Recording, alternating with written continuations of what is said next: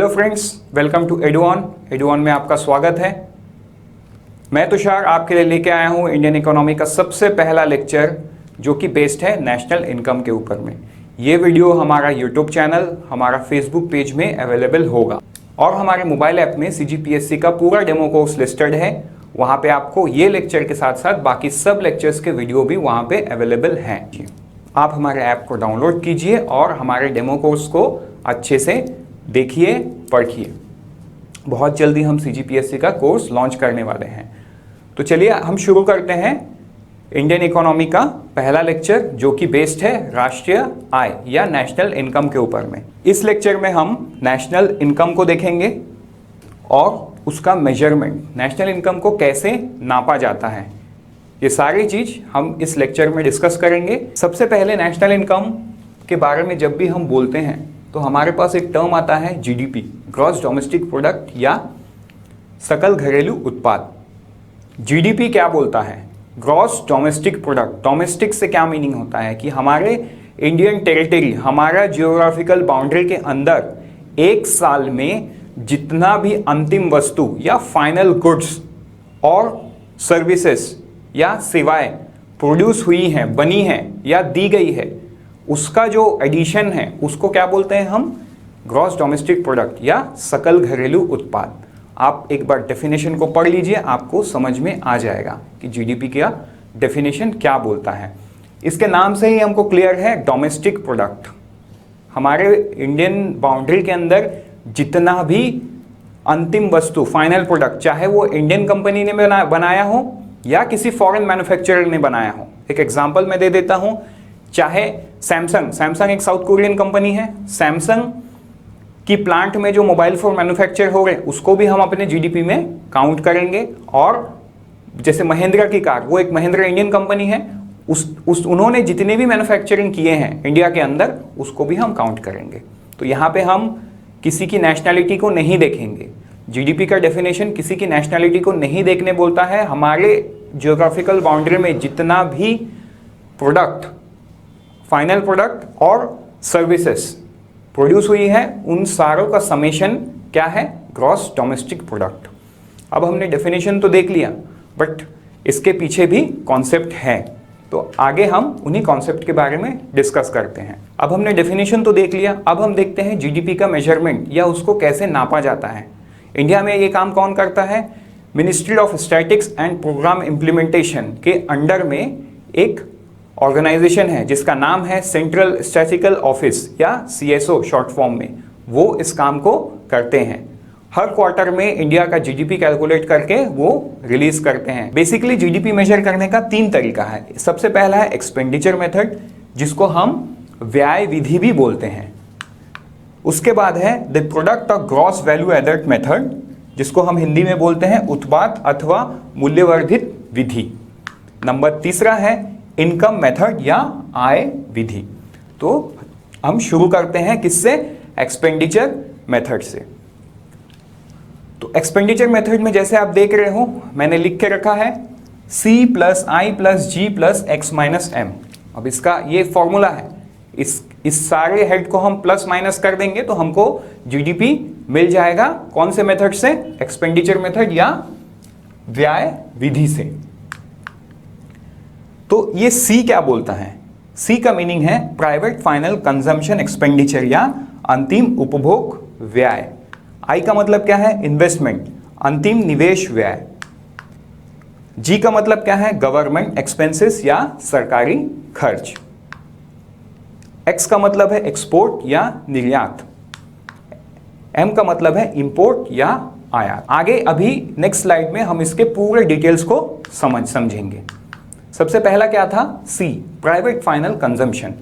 अभी private final consumption में कौन सा चीज आता है उसको हम देखते हैं। सबसे पहला आता है ओनली फाइनल प्रोडक्ट या अंतिम वस्तु। दूसरा है इंटरमीडिएट गुड्स।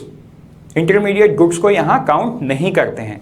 अभी इन दोनों का डिफरेंस को समझ लेते हैं कि किस वस्तु को हम फाइनल गुड बोलते हैं और किस वस्तु को हम इंटरमीडिएट गुड्स बोलते हैं। तो एक एग्जांपल से समझते हैं। मैं एक ब्रेड मैन्युफैक्चरर हूं, तो मेरे को अगर एक ब्रेड को मैन्युफैक्चर करना है, बेक करना है, तो मुझे क्या चाहिए? मुझे गेहूं चाहिए। अब मैं गया किसान के पास, मैं किसान से गेहूं खरीद के लाया, तो किसान ने जो गेहूं बेचा मेरे को, वो किसान के लिए वो फाइनल प्रोडक्ट हो गया कि उसने गेहूं बेचा, क्योंकि गेहूं से वो कुछ बना नहीं रहा है, गेहूं को डायरेक्ट बेच दे रहा है। बट मेरे लिए वो जो गेहूं है वो क्या है, इंटरमीडिएट गुड्स, बिकॉज उस गेहूं का मैं यूज करके मुझे ब्रेड बनाना है और मैंने ब्रेड बना लिया। एग्जाम्पल के तौर पे मैंने वो गेहूं का यूज करके बना लिया, तो मेरा फाइनल प्रोडक्ट क्या होगा, ब्रेड। मैंने गेहूं जो मैंने खरीदा, इंटरमीडिएट गुड्स, उसका मैंने यूज किया और मैंने ब्रेड बनाया और वो ब्रेड मेरे लिए फाइनल प्रोडक्ट हुआ।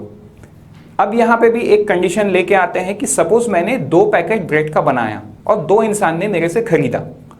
पहला इंसान उस ब्रेड को लेके गया अपने घर में सुबह ब्रेकफास्ट करने के लिए, तो वो जो लेके गया है ब्रेकफास्ट के लिए, उसके लिए ये ब्रेड फाइनल प्रोडक्ट होगा क्योंकि वो कंज्यूम करेगा। नंबर 2, जो दूसरा इंसान है उसने क्या किया, वो सैंडविच बेचता है, तो वो ये ब्रेड को लेके गया और भी उसमें प्रोसेस किया और उसने सैंडविच बेचा। तो उस इंसान के लिए जो सैंडविच बेचता है उसके लिए जो ये ब्रेड हुआ, इंटरमीडिएट गुड्स हुआ, बिकॉज वो ब्रेड को नहीं बेच रहा है आगे, वो उस ब्रेड का यूज करके सैंडविच बना के बेच रहा है। तो आपको ये डिफरेंस समझ में आया, only final product, no intermediate goods. इसका मतलब जो सी वाला पार्ट है, सी वाले पार्ट में हम उन्हीं वस्तुओं को समेशन को काउंट करेंगे जो फाइनल कंजम्पशन में है। क्लियर हो गया ये। नेक्स्ट है all Indian and foreign product. C component पे हम फिर से किसी भी प्रोडक्ट का नेशनैलिटी को नहीं देखेंगे, चाहे वो प्रोडक्ट इंडियन मैन्युफैक्चरर द्वारा बनाया गया हो या फॉरेन मैन्युफैक्चरर द्वारा, हम सी वाले पार्ट में उसको गिन लेंगे, प्लस कर देंगे उसको। नेक्स्ट पॉइंट है आई, इन्वेस्टमेंट, अंतिम निवेश व्यय। अभी हम समझते हैं कि इन्वेस्टमेंट के हेड पे क्या क्या गिना जाता है।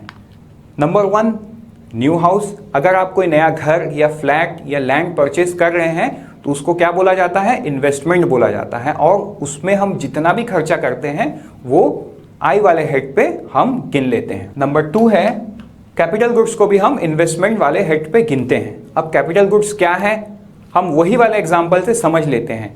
मैंने क्या बनाया था, ब्रेड बनाया था किसान से गेहूं खरीद के। अभी आप सोचो, मेरे को ब्रेड बनाने के लिए भी तो कुछ सामान चाहिए था, इनका यूज करके मैं एक फाइनल गुड का मैन्युफैक्चर करता हूं जो कि ब्रेड है। मेरे केस में, मेरे एग्जांपल के केस में ये ब्रेड है।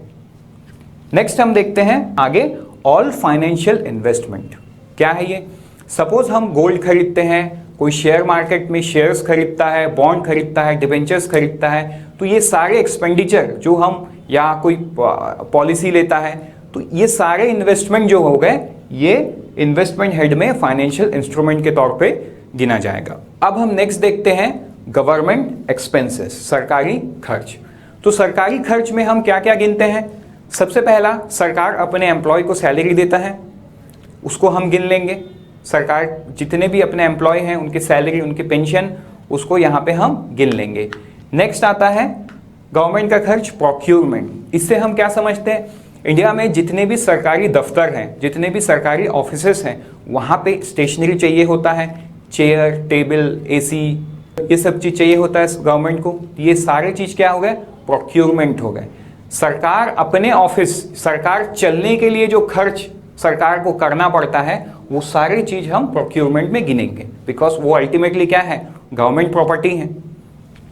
नेक्स्ट हम देखते हैं कैपिटल एक्सपेंडिचर। अब यहाँ पे ध्यान देने वाली बात यह है कि गवर्नमेंट का कैपिटल एक्सपेंडिचर हम गवर्नमेंट एक्सपेंसेस में गिन रहे हैं, लेकिन किसी भी इंडिविजुअल या किसी भी फर्म और कंपनी का जो कैपिटल गुड्स के लिए एक्सपेंडिचर है उसको हम इन्वेस्टमेंट में गिन रहे हैं। तो ये डिफरेंस यहाँ पे क्लियर होना चाहिए। यहाँ से एक कंफ्यूजिंग सवाल भी बन सकता है कि जो गवर्नमेंट कैपिटल गुड्स खरीदता है उसको हम कहाँ पे गिनते हैं, कौन से कंपोनेंट पे गिनते हैं, आई में गिनते हैं या जी में गिनते हैं। उसको हम कहाँ पे गिनेंगे, जी में गिनेंगे। बट वही सवाल में अगर चेंज करके बोलता है कि अगर कोई इंडिविजुअल या कोई फर्म कोई कैपिटल गुड्स को खरीदता है तो उसको कौन से कंपोनेंट में गिना जाता है, उसको कहाँ गिना जाता है, आई वाले कंपोनेंट में। तो ये डिफरेंस नोट कीजिएगा। नेक्स्ट हम देखते हैं एक्सपोर्ट, निर्यात। इससे हम क्या समझते हैं कि जितना भी गुड्स इंडिया में बन रहा है, चाहे वो इंडियन मैन्युफैक्चरर के द्वारा या फॉरेन मैन्युफैक्चरर के द्वारा, अगर वो गुड्स हम किसी भी इंटरनेशनल मार्केट में बेचते हैं, चाहे वो नेपाल में हो, बांग्लादेश में हो, यूरोपियन मार्केट में हो, अमेरिका में हो, कहीं पे भी हो, उसको हम क्या बोलेंगे? एक्सपोर्ट।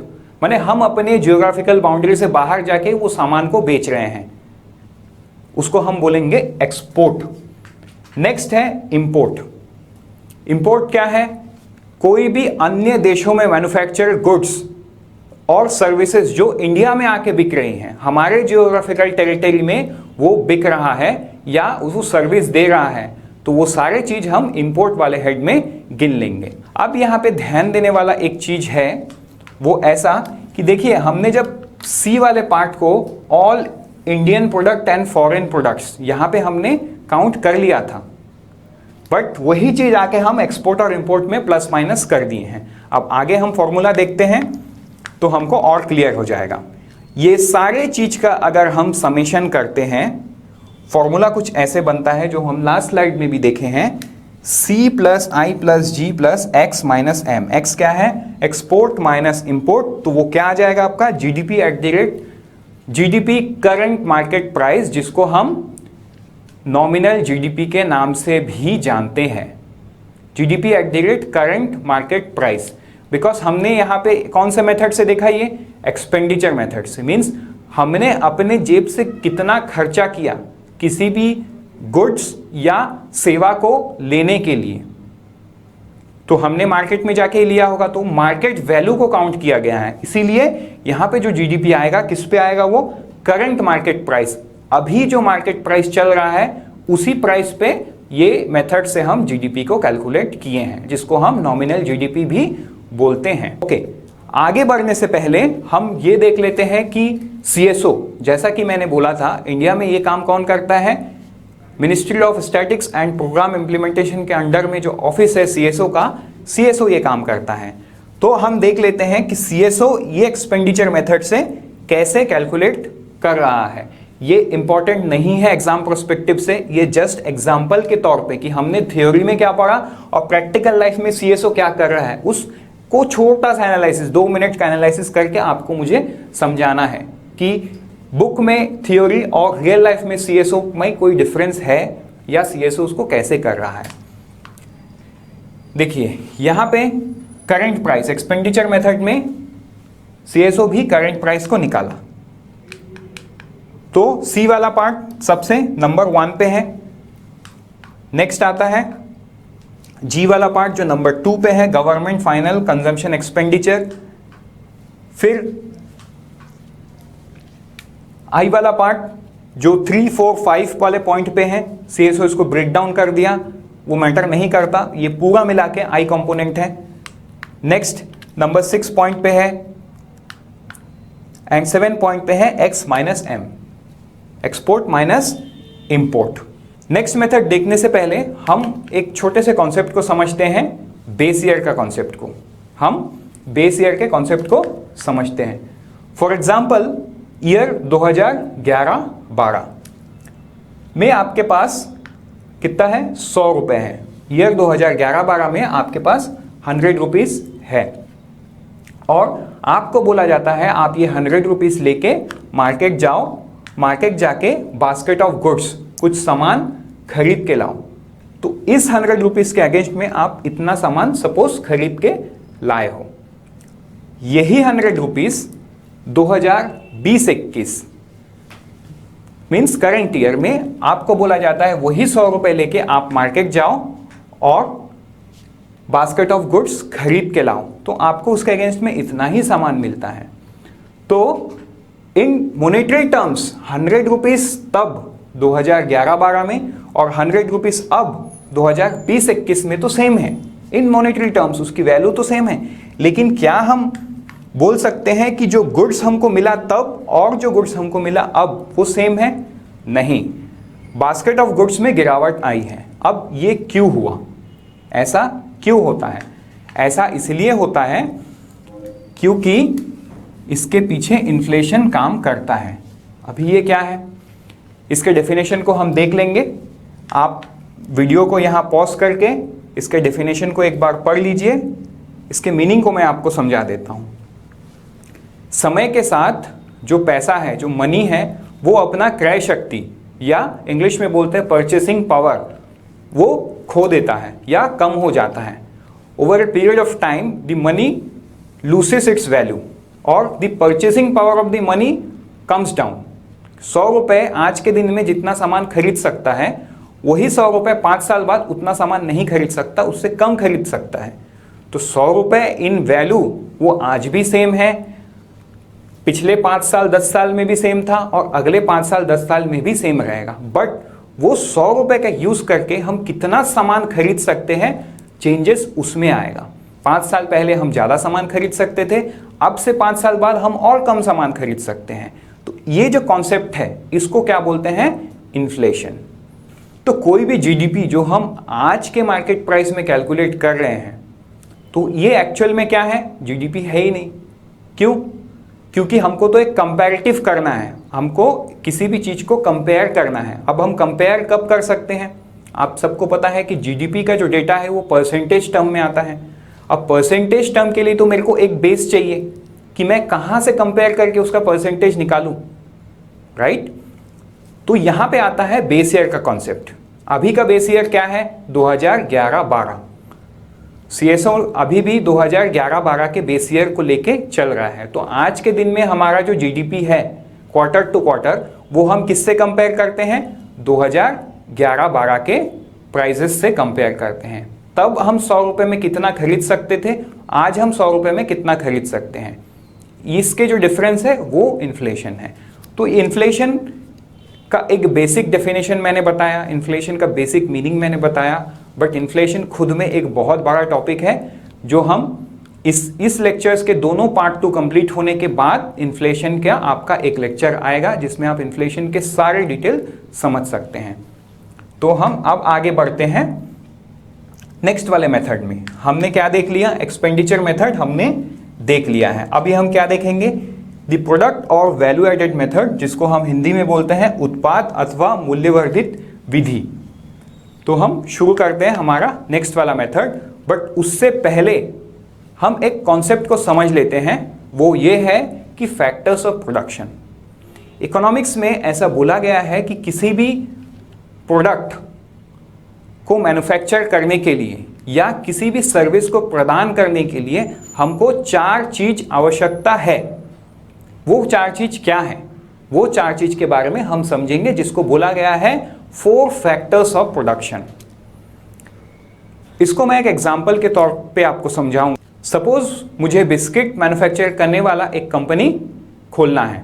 ये तो मैंने सोच लिया, लेकिन साथ में मैंने ये भी सोचा कि मेरे को कहाँ खोलना है, मेरे को कितने लोग चाहिए, मेरे को कितनी सारी मशीन्स चाहिए, मैं उनको कैसे मार्केट में डिलीवर करूँ, कौन से शॉप में दूँ ताकि वो बिस्किट बिके, कैसे मुझे उसका एडवर्टाइजमेंट करना है एंड ऑल। तो ये जो प्रोसेस है सोच का पूरा, इसको क्या बोलते हैं? जो एग्जीक्यूट करते हैं पूरे प्लान को, उसको बोलते हैं फैक्टर्स ऑफ प्रोडक्शन में एंटरप्रेन्योरशिप। उसको क्या बोलते हैं? एंटरप्रेन्योरशिप। नेक्स्ट आता है, अब मेरे पास सोच है कि मेरे को बिस्किट कैसे बनाना है। अब मेरे को क्या चाहिए? पैसा। बिकॉज बिना पैसे का तो मैं कुछ नहीं कर सकता।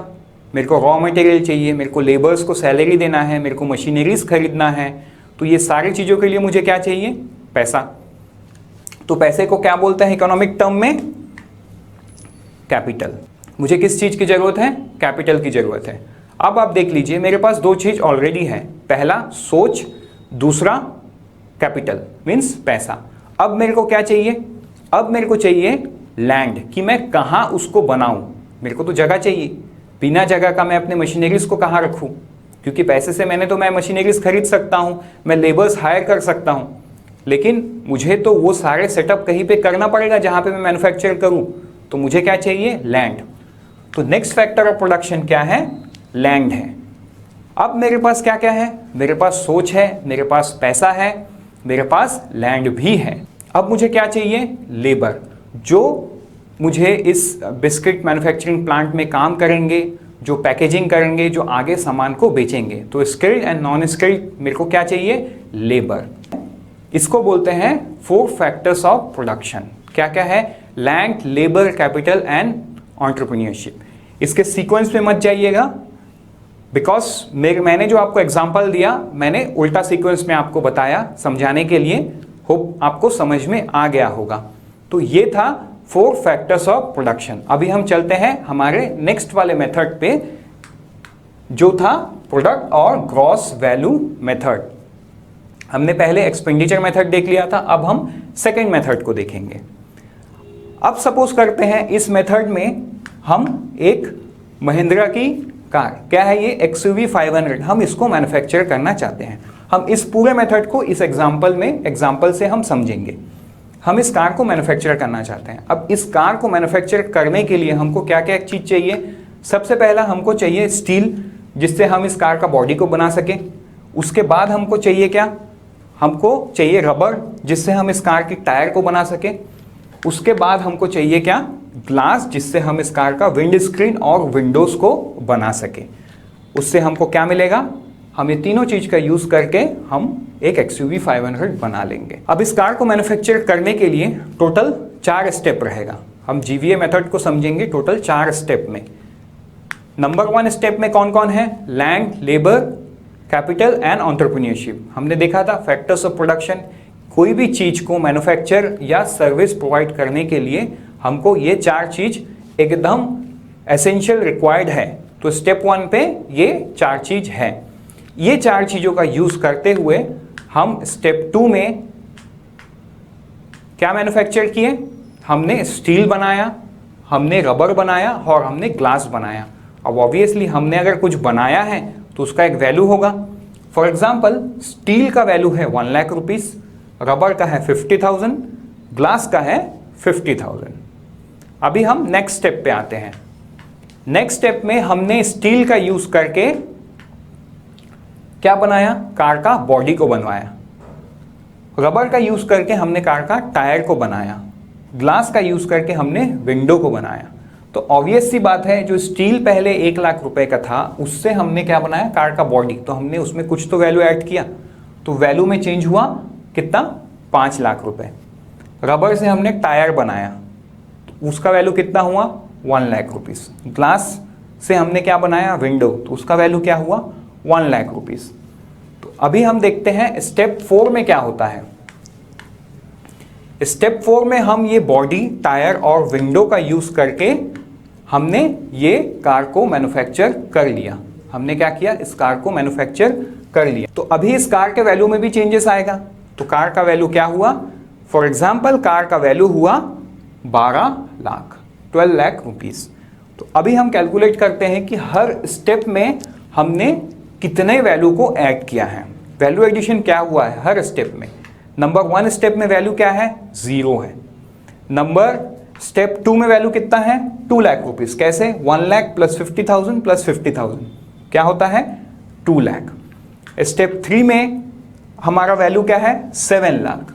5 lakh plus 1 lakh plus 1 lakh that is 7 lakh. Step 4 में वैल्यू क्या है? जो कार की वैल्यू है दैट इज 12 लाख, 12 लाख।